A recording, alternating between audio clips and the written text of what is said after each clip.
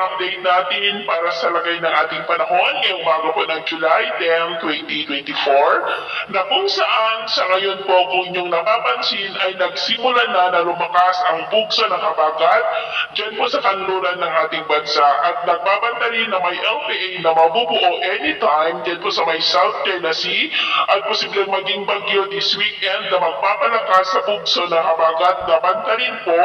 dyan po sa may southern part ng China. At next week, may banta rin ng 3 bagyo ulit na maaaring mabuo, isa muli dyan sa may South China Sea at 2 sa silangan ng ating bansa na magpapaulan naman sa malaking bahagi ng ating bansa dahil hahatakin at papalakasin nito muli ang habagat. At ito nga ang pinapakita ng forecast model natin ginagamit. May namamataan nga dito ng mga bagyo na mabubuo pero wala pa namang nakikita na bagyo na tatawid dito sa ating bansa. Ngunit atin lamang pong babantayan ang development ng mga yan dahil posible pa po na magbago.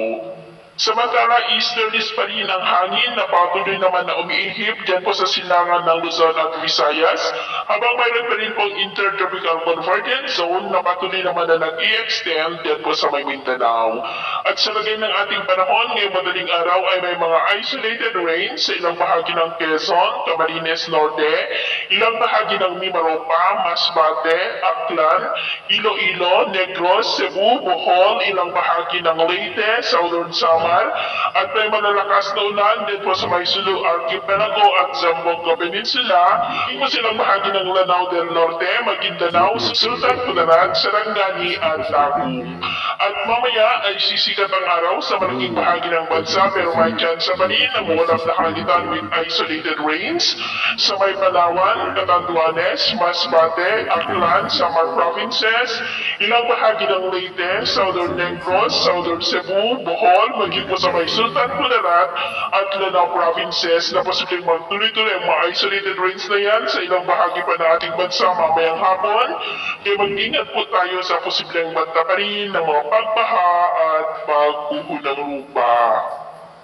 At sa atin naman pong mga baybayin, wala naman po tayong nakataas na namang gale warning signals, pero bayong mag-iingat lamang po